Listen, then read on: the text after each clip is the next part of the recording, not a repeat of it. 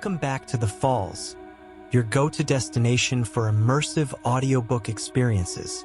Dive into captivating tales and journey through the realms of imagination with me, your guide through the pages of literature. And I'm thrilled to embark on this storytelling adventure with you. So sit back, relax, and let the power of words transport you to new worlds. The Falls Present, The Murders in the Rue Morgue, by Edgar Allan Poe. Edgar Allan Poe was born on January 19, 1809, in Boston, Massachusetts, United States. He was a renowned American writer celebrated for his macabre tales and poetry. Born in Boston, Poe endured a tumultuous life marked by tragic losses and financial instability. He crafted enduring works such as The Telltale Heart, The Fall of the House of Usher, and The Raven, which showcase his mastery of suspense, psychological depth, and gothic atmosphere. Poe's contributions to the genres of horror and detective fiction remain influential, inspiring countless authors and filmmakers. Despite his untimely death at 40, Poe's legacy endures, immortalizing him as a literary icon revered for his haunting and introspective storytelling. The Murders in the Rue Morgue, by Edgar Allan Poe. Part 6.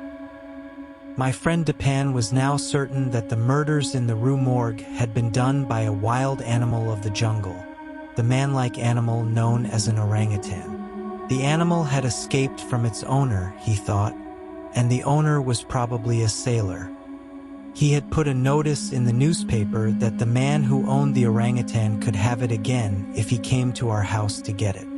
Now, as the owner came to our door, we were both wondering if that man would, as Dupin guessed, be a sailor. Yes, the man who entered was indeed a sailor. He was a large man and strong. He carried a big, heavy piece of wood, but no gun.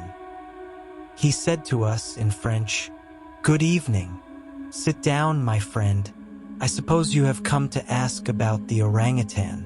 A very fine animal. I have no doubt that it is a very valuable animal.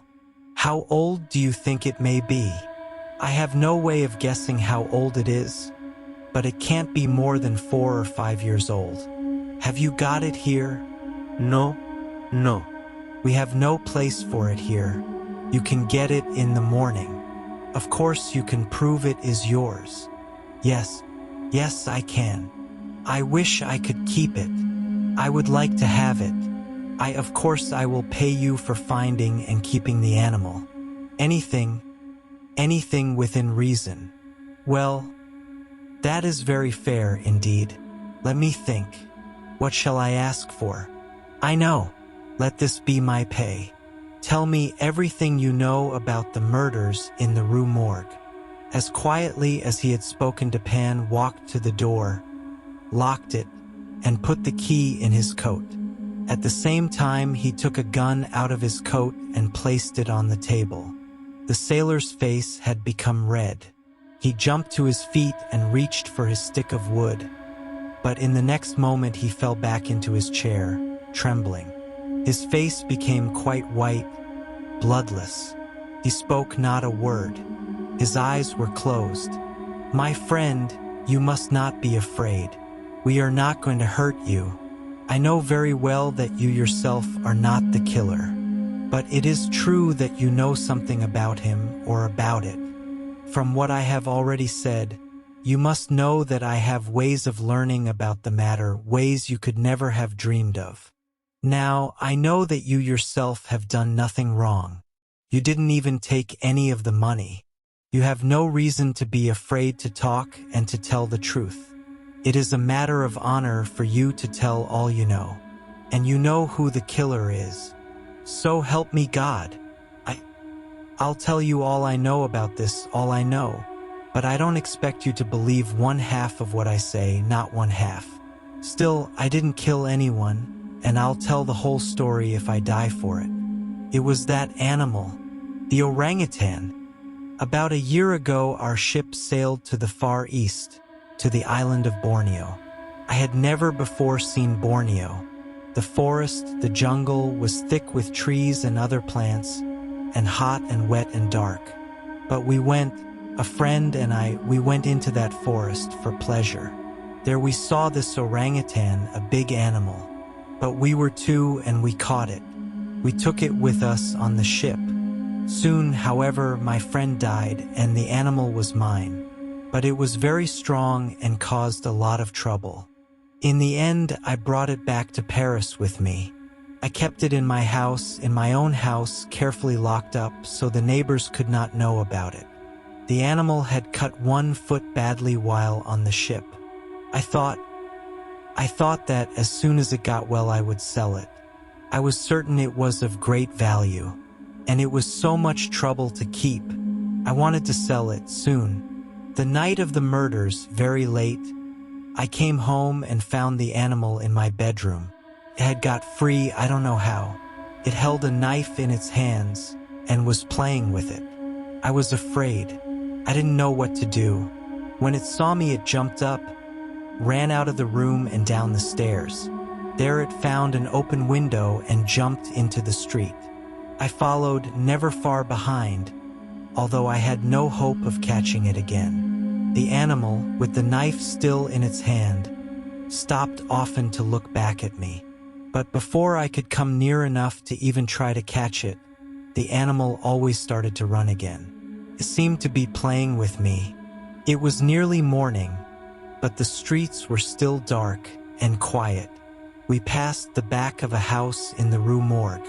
The animal looked up and saw a light in the open window of a room high above.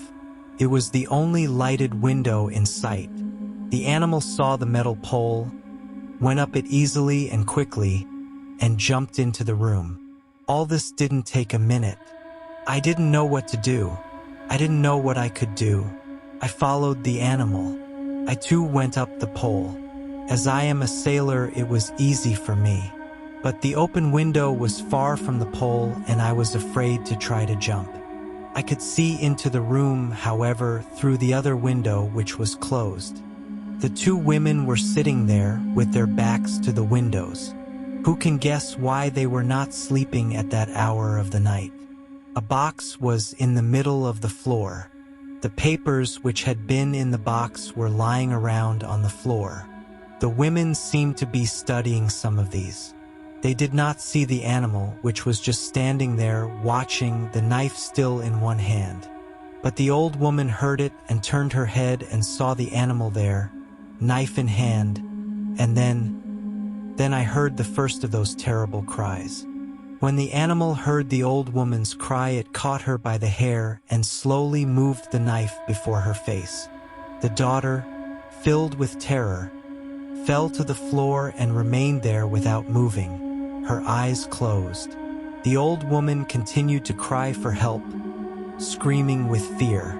I think the animal now was as afraid as the old woman was. With terrible force, it pulled out a handful of hair.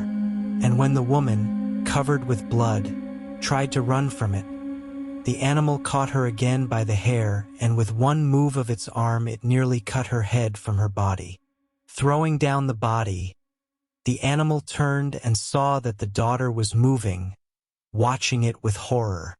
With fire in its eyes, it rushed to the girl, put its powerful fingers around her neck, and pressed them firmly there until she died. When the girl stopped moving, the animal dropped her body to the floor and looked up. It saw my face in the window. It began to run around the room, quickly, without purpose. It jumped up and down, breaking the chairs, pulling the bed to pieces. Suddenly it stopped and took the body of the daughter and, as if to hide it, with terrible strength it put the body up above the fireplace, where it was found. It threw the old woman out the window. All this time I was hanging from the pole, filled with horror. It seemed I had lost the power to move. But when I saw the animal coming toward the window with the old woman's body, my horror became fear. I went quickly down, I almost fell down the pole, and I ran. I didn't look back. I ran. Oh my God! My God! The chief of the police was not happy that the answer to the mystery of the killings had been found by someone who was not a policeman. He said that people should keep to their own business. "Let him talk," said Dupin. "Let him talk. He'll feel better for it. And he's a good fellow. But he makes things less simple than they really are. Still, people call him skillful and even wise. I think they say this because of the way he explains, carefully, fully, something which is not here or there or anywhere, and says, 'Not possible,' about something which is there before his eyes." Please, like, comment, share, and subscribe to our channel for more. Thank you.